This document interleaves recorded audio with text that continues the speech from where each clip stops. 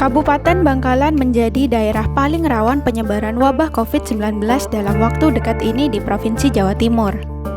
Berdasarkan data Pemprov Jatim 2 pekan terakhir, gerakan lonjakan wabah di kabupaten ini terbilang paling cepat. Bahkan kasus COVID-19 yang terdeteksi per hari bisa menyentuh angka 80 orang seperti pada 8 dan 9 Juni 2021. Tidak sebatas itu, kasus meninggal juga bisa mencapai 8 orang per hari seperti pada 10 Juni 2021. Sejak Selasa 8 Juni 2021, dalam peta persebaran COVID-19 Pemprov Jatim juga sudah berubah warna dari kuning menjadi oranye.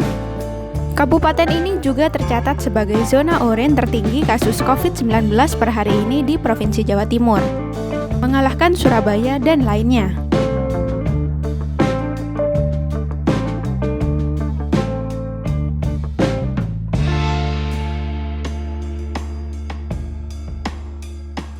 Dampaknya, penyekatan ekstra ketat dilakukan, seperti yang diawali dari sisi Surabaya. Tepatnya setelah pintu gerbang Suramadu. Itu dimulai sejak Minggu 6 Juni 2021. Baru pada Senin 7 Juni 2021, penyekatan juga dilakukan di sisi sebelum pintu masuk Suramadu. Tidak hanya di situ, 2 titik lainnya juga dilakukan penyekatan, yakni di Pelabuhan Kamal dan Kecamatan Arosbaya, yang mengalami lonjakan terbesar di Kabupaten Bangkalan. Tidak sebatas penyekatan dengan dites suhu tubuh atau dimintai surat-surat kesehatan, melainkan dilakukan rapid test antigen. Bagi yang hasilnya reaktif langsung diisolasi di gedung BPWS Surabaya, sekaligus dilakukan tes swab PCR. Ketika hasilnya menunjukkan terinfeksi COVID-19, pengendara atau pengemudi itu langsung dibawa ke rumah sakit rujukan di Surabaya atau dikarantina.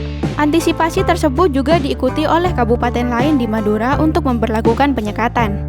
Lonjakan kasus COVID-19 di Kabupaten Bangkalan itu juga membuat Dinas Pendidikan setempat tidak sebatas menghentikan pembelajaran tatap muka di Kecamatan Arosbaya, namun semua sekolah di kota zikir dan sholawat itu. Fenomena meledaknya kasus COVID-19 di Kabupaten Bangkalan juga mengundang perhatian khusus dari pemerintah provinsi hingga pusat. Pada Selasa 8 Juni 2021, Gubernur Jawa Timur Hovifah Indar Parawansa, Menteri Kesehatan Republik Indonesia Budi Gunadi Sadikin, dan Kepala Badan Nasional Penanggulangan Bencana, Letjen TNI Ganip Warsito terjun langsung ke lokasi.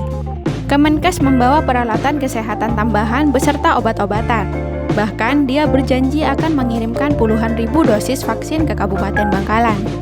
Sedangkan Kepala BNPB itu mulai kembali mendirikan posko PPKM Mikro, beserta menekankan ketatnya protokol kesehatan. Berbeda dengan Hovifah yang menuturkan pasien terinfeksi COVID-19 bisa dirujuk ke Surabaya untuk mengurangi beban daerah. Pada Rabu Juni 2021, tim Satgas COVID-19 menganalisa. Ledakan kasus itu berdasarkan pekerja migran Indonesia yang pulang ke kampung. Tercatat per hari itu sudah 949 PMI yang pulang ke Bangkalan. Langkah pada Kamis 10 Juni 2021, 3 puskesmas yang sempat lockdown dibuka kembali, yakni di puskesmas di Kecamatan Arosbaya, Geger, dan Kelampis. Walaupun daerah itu berada di zona hitam. Upaya lain yang dilakukan untuk memenuhi kebutuhan layanan, yakni memfungsikan asrama Universitas Trunojoyo Madura sebagai tempat isolasi. Tim KM Afis mengabarkan.